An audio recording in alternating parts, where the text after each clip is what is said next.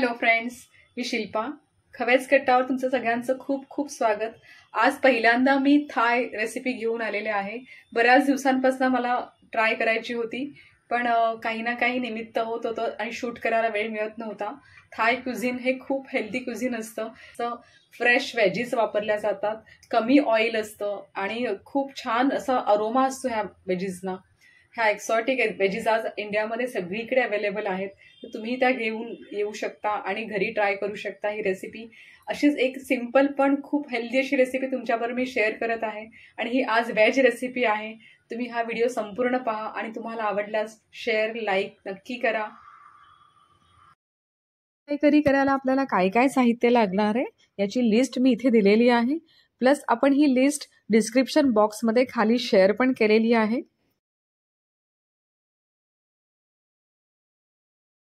सगळा आपण जो लवाजमा ठेवलेला आहे भाज्यांचा तो व्हेज थाय करीसाठी आहे. इथे मी गाजर घेतलेलं आहे आणि गाजर खूप छान असं फुलासारखं मी शेपमध्ये चाकूने चिरून घेतले. हे शॅलिट्स आहेत, म्हणजे छोटे छोटे अनियन सांबर्स म्हणतो आपण, वापरतो आपल्या सांबरमध्ये. हे येलो बेल पेपर आहे, रेड बेल पेपर आहे, ही झुकनी आहे, हे बेबी कॉर्न्स आहेत आणि ही एक रेड मिरची आहे जी या थाय करीमध्ये वापरली जाते आणि तिला आवडेल. ह्याच्यामध्ये मी आपलं झेस्ट घेतलेला आहे, लेमन झेस्ट. अगदी थोडासा आहे पण हा गरजेचा आहे, ह्याच्याशिवाय ह्याला एक टेस्ट अशी येणार नाही, ऑथेंटिक टेस्ट आपण म्हणतो ती येणार नाही. इथे मी ब्रोकोली घेतलेली आहे आणि हिला नेहमीप्रमाणे मी गरम पाण्यामध्ये घातले, कारण ब्रोकोलीमध्ये पण बारीक बारीक छोटे छोटे इन्सेक्ट्स असतात, तर आपल्याला त्यांना असं क्लीन करून घेणं गरजेचं आहे. आणि सगळ्यात इथे शेवटी मी इथे मशरूम घेतले.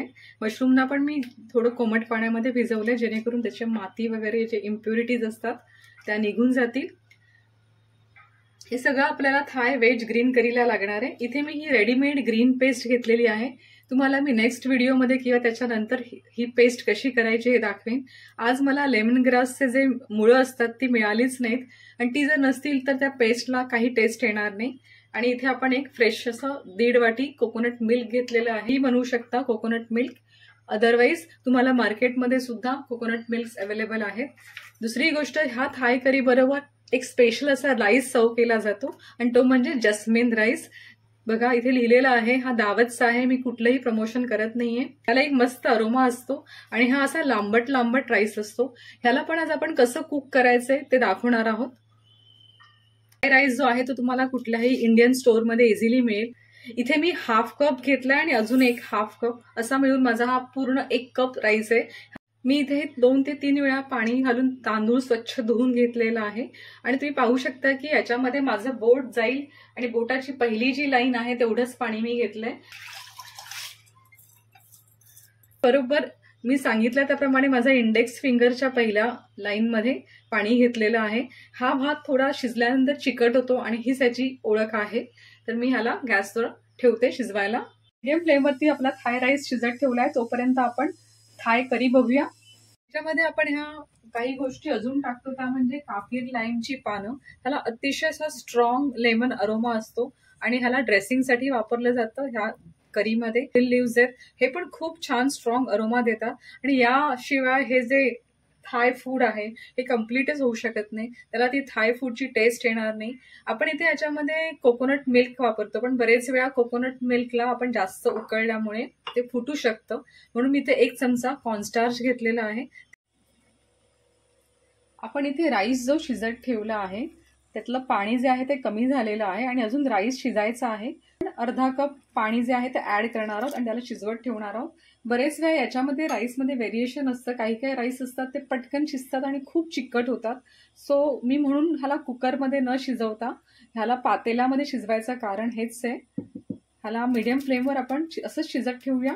पाहू शकता की मी याच्यामध्ये 2 चमचे तेल घातलं आहे आणि त्या तेलामध्ये आपण ही जी आपली पेस्ट आहे ती परतून घ्यायची आहे. पेस्ट घेतली ग्रीन थाय पेस्ट, ती परतून घेणार आहोत.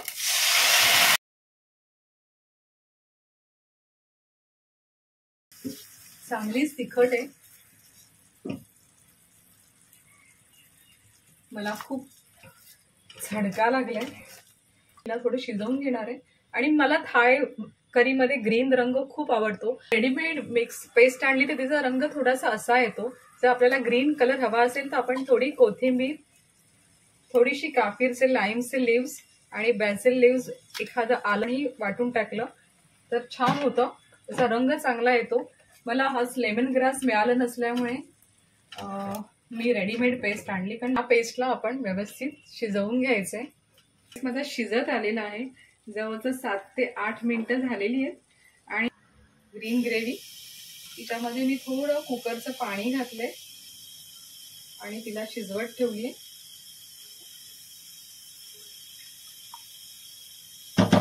खूप मस्त गरम गरम असा राईस तयार आहे आपला खाण्यासाठी. मी इथे दुसरा पॅन तापत ठेवलाय, जो माझा आयर्न पॅन आहे, आणि त्यात मी 2 चमचे तेल टाकले आणि आपण ह्या सगळ्या ज्या भाज्या आहेत त्यात सॉटे करून घेणार आहोत, एक्सेप्ट आपलं मशरूम.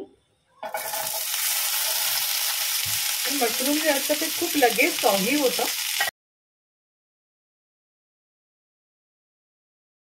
पण व्यवस्थित असं क्रंची ठेवायचं आहे, त्यांना खूप असं भरपूर शिजवायचं नाहीये.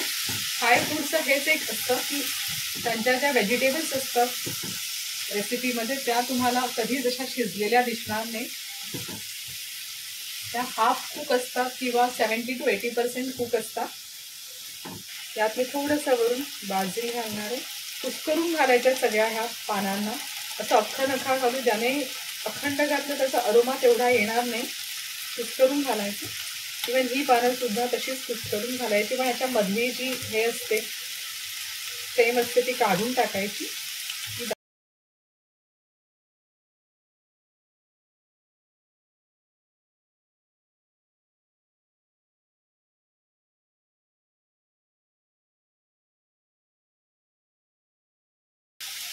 चवीपुरता पण मीठ घालायचं.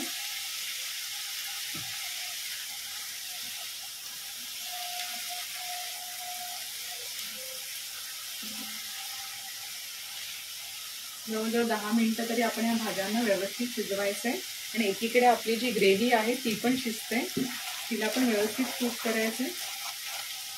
त्या मोमेंटला मी याच्यामध्ये मशरूम जे आहे ते घालणार आहे.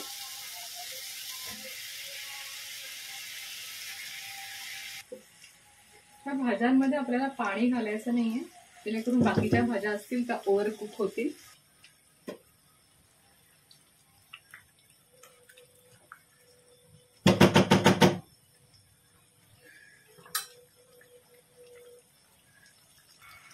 यात आता आपण आपलं जे कोकोनट मिल्क घेतलंय ते हळूहळू घालायचंय.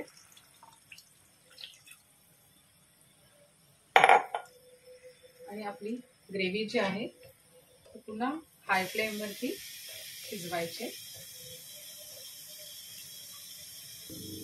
आणि आपण जी स्लरी केली होती ती यात घालायची, जेणेकरून आपल्या ग्रेव्हीला एक प्रकारचा थिकनेस पण येईल, प्लस आपलं जे कोकोनट मिल्क आहे ते यातलं फुटणार नाही. अशा प्रकारे आपण ह्याला एक कर्ड काढायचंय छान असा. हे खूप जास्त आता ह्याच्यानंतर शिजवायचं नाहीये, 5 ते 7 मिनिटं फक्त. झेस्ट आहे ते मी वरून टाकणार आहे असंच, त्याचा पण एक छान असा अरोमा येतो. मेन थिंग थाय फूड हे अगदी लेमन फ्लेवरने भरलेलं असतं. त्या भाज्यांची आणि सगळ्या ग्रेव्हीची टेस्ट असते, त्याच्यामध्ये अवास्तव मसाले नसतात. त्यामुळे मला थाय करी खूप आवडते. स्विच ऑफ केलाय माझा स्टोव.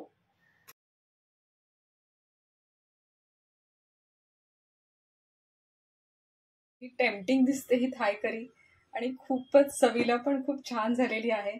आणि आपला हा जो राईस आहे जस्मिन राईस, अगदी तसाच चिकट जसा असतो आपण रेस्टॉरंटमधनं मागवतो तसाच झालेला आहे. माझ्या लंचची रेसिपी आहे आणि अक्षरशः माझ्या घरामध्ये सगळ्या एक्सॉटिक व्हेजीसचा अरोमा पसरला आहे आणि मला कधी खाते असं झालेलं आहे. तर हा व्हिडिओ संपूर्ण पहा आणि अशाच हेल्दी रेसिपी ट्राय करण्यासाठी पाहत राहा खवय्येज कट्टा. धन्यवाद.